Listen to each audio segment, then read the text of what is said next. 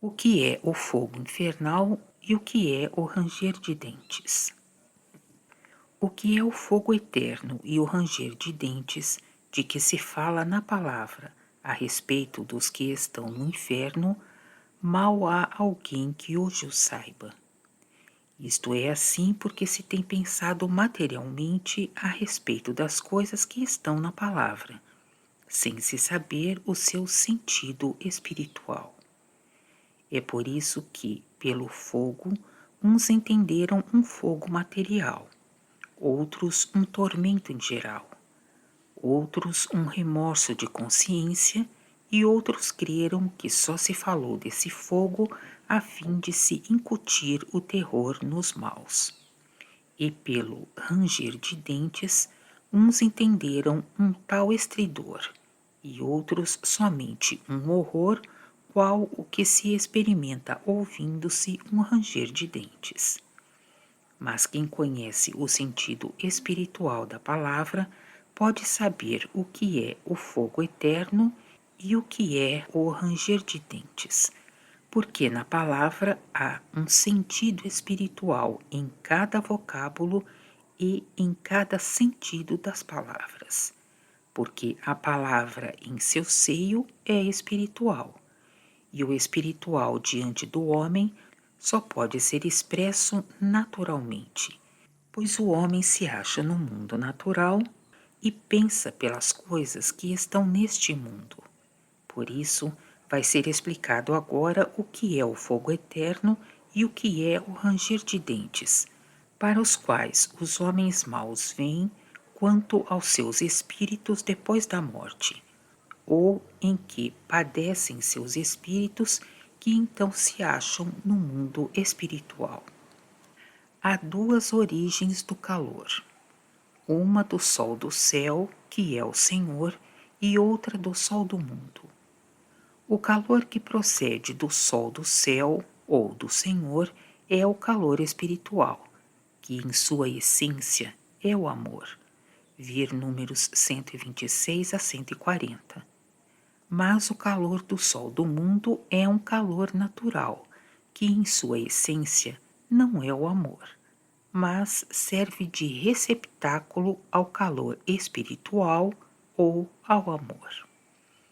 Que o amor, em sua essência, é um calor, é o que se pode ver pelo ardor do espírito e, sucessivamente, do corpo, conforme o amor e segundo seu grau e sua qualidade. E isso no homem, tanto no inverno como no verão, e também pelo calor do sangue.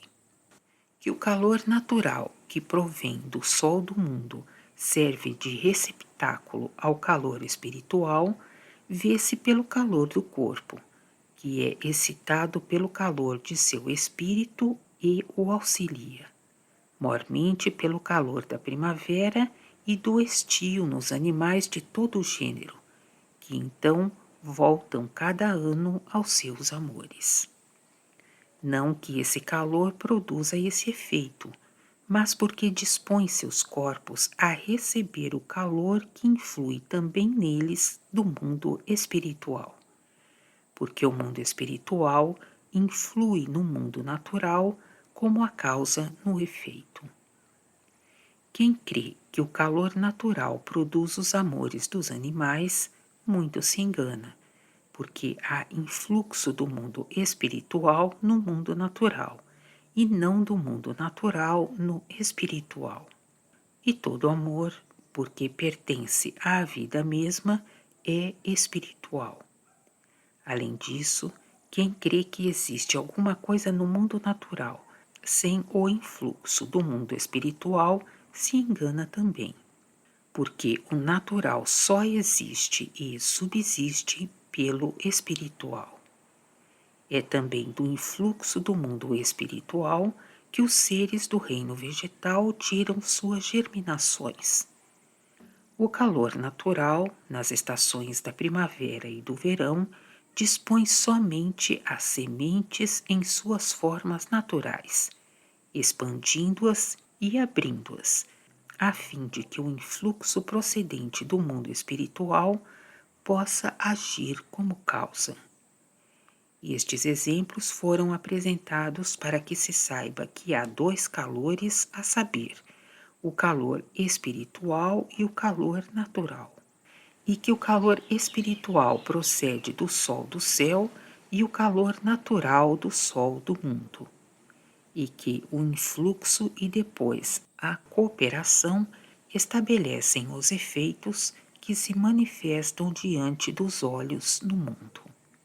O calor espiritual no homem é o calor da sua vida, porque, como acima foi dito, em sua essência ele é o amor. É este calor que se entende por fogo na palavra. O amor para com o Senhor e o amor para com o próximo se entendem pelo fogo celeste, e o amor de si e o amor do mundo pelo fogo infernal. O fogo ou amor infernal existe por uma origem semelhante à do fogo ou amor celeste, a saber, pelo sol do céu ou o Senhor, mas se torna infernal por aqueles que o recebem, porque todo influxo proveniente do mundo espiritual é diversificado segundo a recepção ou segundo as formas em que ele influi. Dá-se com isso o mesmo que se dá com o calor e a luz que procedem do sol do mundo. Este calor, influindo nos pomares e canteiros, produz a vegetação e desprende aromas agradáveis e suaves.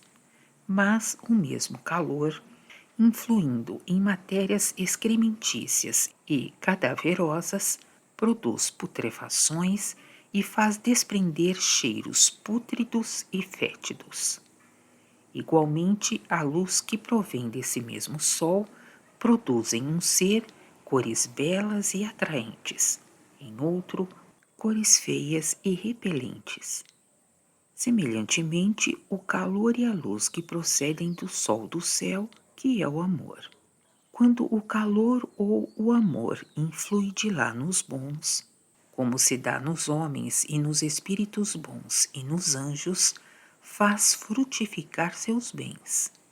Mas quando influi nos maus, produz um efeito contrário, porque os males o abafam ou pervertem. Igualmente a luz do céu, quando influi nas verdades do bem, dá a inteligência e a sabedoria, mas quando influi nos falsos do mal, é mudada em loucuras e em fantasias de todo gênero. Assim se dá em toda parte, segundo a recepção. O fogo infernal, sendo o amor de si e do mundo, é por conseguinte toda a cobiça que pertence a esses amores, porque a cobiça é o amor em sua continuidade. Pois o que o homem ama é o que ele deseja continuamente. A cobiça é também um prazer, porque quando o indivíduo obtém o que ama ou deseja, ele sente prazer, e não há para o homem outra causa de prazer do coração. O fogo infernal é, pois, uma cobiça e um prazer que derivam desses dois amores como de suas nascentes. Esses males são o desprezo pelos outros, a inimizade e a hostilidade contra os que não lhes são favoráveis, é a inveja, o ódio e a vingança e, por consequência, a violência e a crueldade. E, para com o divino, é a negação e, assim, o desprezo, a irrisão e a blasfêmia das coisas santas que pertencem à Igreja. Depois da morte, quando o homem se torna espírito, estes males se mudam em cólera contra as coisas divinas. Ver número 562. E como esses males aspiram continuamente à destruição e à matança daqueles que os maus consideram inimigos, contra os quais eles ardem em ódio e vingança, por isso, o prazer de sua vida é querer destruir e matar.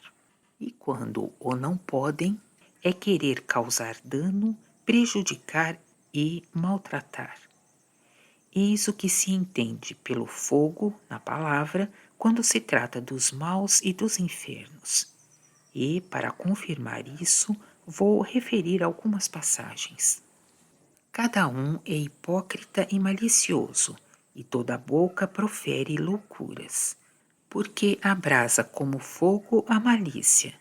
As urzes e os espinheiros ela devora, e acende os emaranhados da floresta e se elevam ao alto os rolos de fumaça.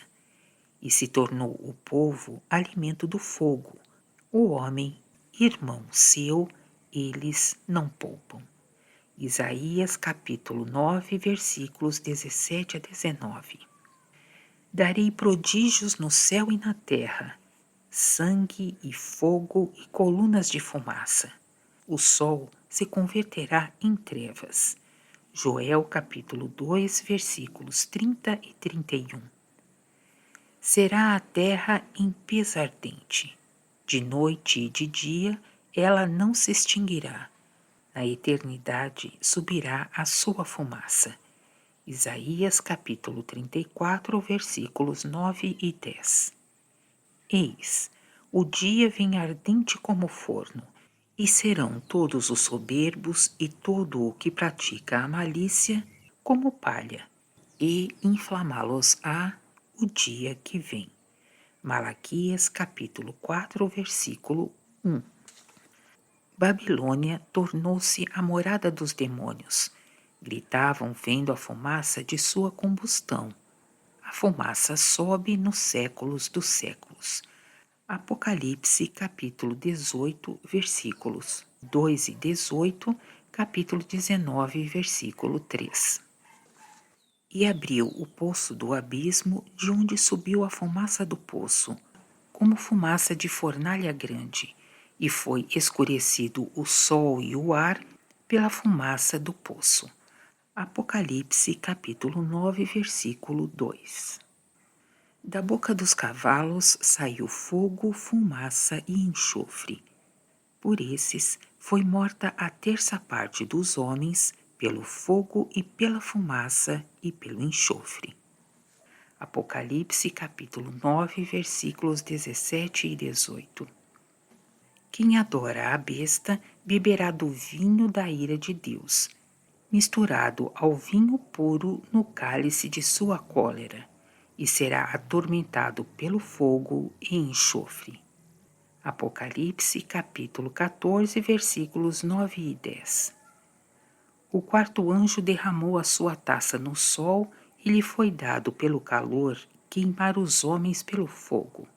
Assim foram queimados os homens pelo calor grande. Apocalipse capítulo 16, versículos 8 e 9. Foram lançados no lago ardente em fogo e enxofre. Apocalipse capítulo 19, versículo 20, capítulo 20, versículos 14 e 15, capítulo 21, versículo 8. Toda árvore que não produzir fruto bom será cortada, e no fogo será lançada. Mateus capítulo 3, versículo 10, Lucas capítulo 3, versículo 9. Mandará o Filho do Homem os seus anjos, que arrebatarão de seu reino todos os escândalos e os que fazem iniquidade, e lançá-los-ão na fornalha de fogo. Mateus capítulo 13, versículos 41, 42 e 50. O rei dirá aos que estiverem à esquerda: Retirai-vos de mim, malditos, para o fogo eterno preparado para o diabo e os seus anjos. Mateus capítulo 25, versículo 41. E serão enviados para o fogo eterno, para a geena de fogo, onde o verme deles não morrerá e o fogo não se extinguirá. Mateus capítulo 18, versículos 8 e 9, Marcos capítulo 9, versículos 43 a 49. O rico no inferno disse a Abraão que ele estava atormentado na chama. Lucas capítulo 16, versículo 24. Nestas passagens e em muitas outras, por fogo se entende a cobiça que pertence ao amor de si e do mundo, e pela fumaça que provém do fogo se entende o falso que procede do mal. Como pelo fogo infernal se entende a cobiça de praticar os males que procedem do amor de si e do mundo, e como tal cobiça existe em todos os que estão nos infernos, ver o artigo precedente, é por isso que, quando os infernos são abertos, aparece como que um fogo com fumaça, qual se vê nos incêndios. Fogo denso nos infernos onde reina o amor de si, e como chama nos infernos onde reina o amor do mundo. Mas quando os infernos são fechados, esse fogo cessa, e, em seu lugar, aparece uma sorte de escuridão condensada pela fumaça. Contudo, por dentro, esse fogo está sempre ardendo, o que é também sentido pelo calor que daí se exala, calor que se assemelha ao de objetos queimados depois de um incêndio. Em alguns lugares é como o calor de uma fornalha ardente e, em outros, como o vapor quente de um banho. Quando este vapor quente influi no homem, excita nele cobiças, e nos maus, ódios e vinganças, e nos doentes, delírios.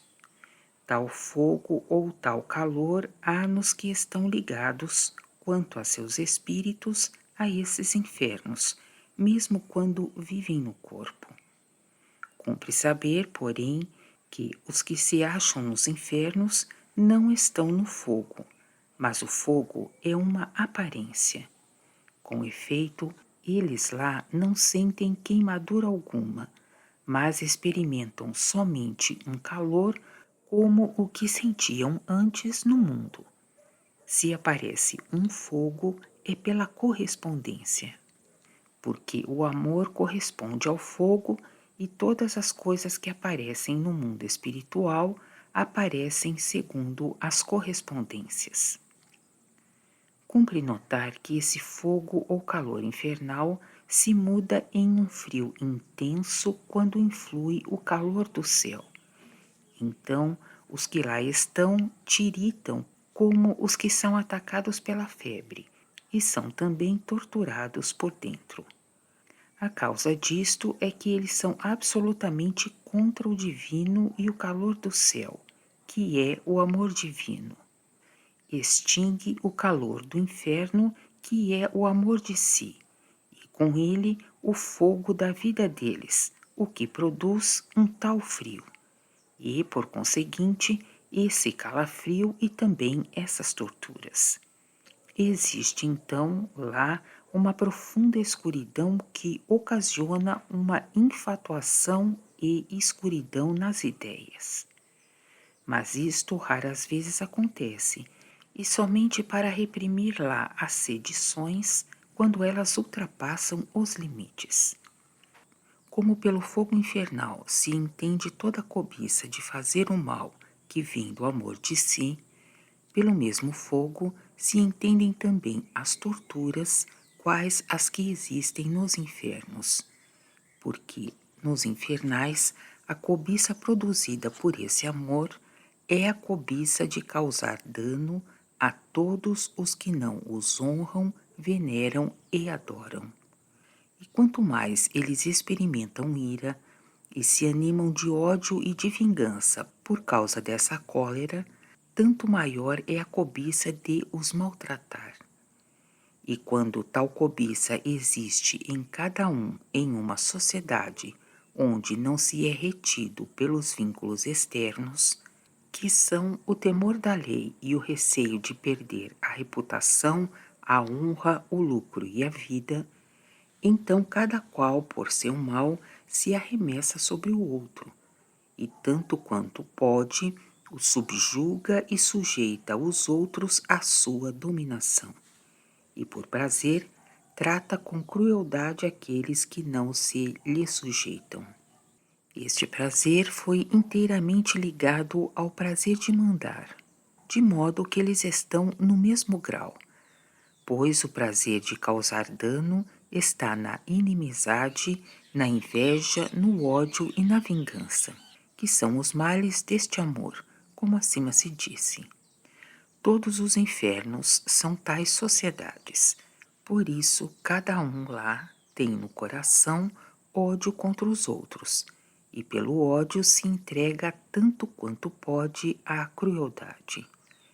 Essas crueldades e as torturas resultantes se entendem pelo fogo infernal, porque são os efeitos das cobiças. Acima, número 548, mostrou-se que o espírito mau se precipita por sua vontade no inferno.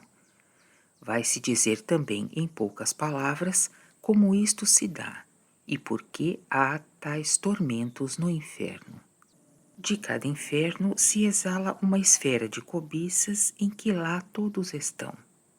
Quando esta esfera é percebida por alguém que está em uma semelhante cobiça, ela afeta seu coração e o enche de prazer, porque a cobiça e o seu prazer fazem uma vez que o que alguém deseja é para ele um prazer. Daí vem que o espírito se volta para esse inferno e, por prazer de coração, deseja estar nele, pois ainda não sabe que ali há tais tormentos, se bem que aquele que o sabe ainda assim o deseja. De fato, ninguém no mundo espiritual pode resistir à sua cobiça, porque sua cobiça pertence a seu amor, e seu amor à sua vontade, e a sua vontade à sua natureza, e cada um lá age segundo a natureza. Quando, pois, o espírito, por sua vontade ou por sua liberdade, chega a seu inferno e nele entra, é a princípio recebido como amigo, crendo assim que veio entre amigos. Mas isso dura somente algumas horas. Durante esse intervalo, ele é examinado quanto à sua astúcia e, consequentemente, qual é o seu valor.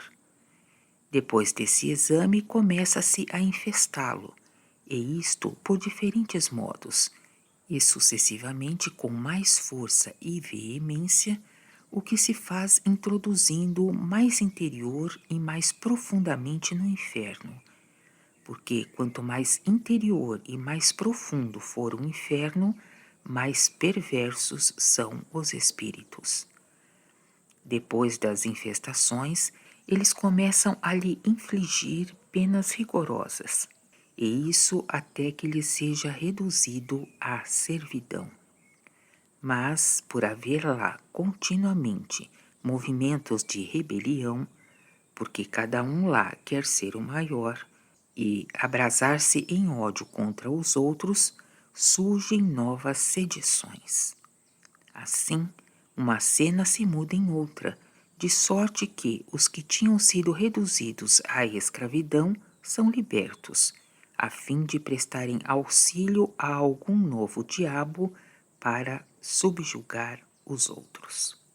Então, os que não se sujeitam e não servem ao vencedor são novamente atormentados por diversos modos, e assim continuamente. Tais são os tormentos do inferno, denominados fogo infernal. Quanto ao ranger de dentes, é a contínua disputa e o contínuo combate dos falsos entre si, por conseguinte, dos que estão nos falsos, consociados também com o desprezo pelos outros, a inimizade, a irrisão, a zombaria, a blasfêmia, coisas que também produzem dilacerações de vários gêneros, porque cada qual combate a favor de seu falso e diz que é um vero. Essas disputas e esses combates são ouvidos fora desses infernos como rangidos de dentes, e são mesmo mudados em rangidos de dentes quando as verdades lá influem do céu. Nesses infernos estão todos os que reconheceram a natureza e negaram o divino, e nos mais profundos, todos os que se confirmaram nisso.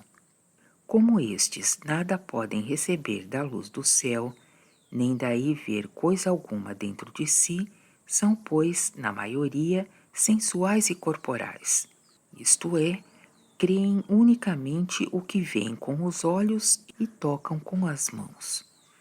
Daí, todas as ilusões dos sentidos são para eles verdades pelas quais até disputam.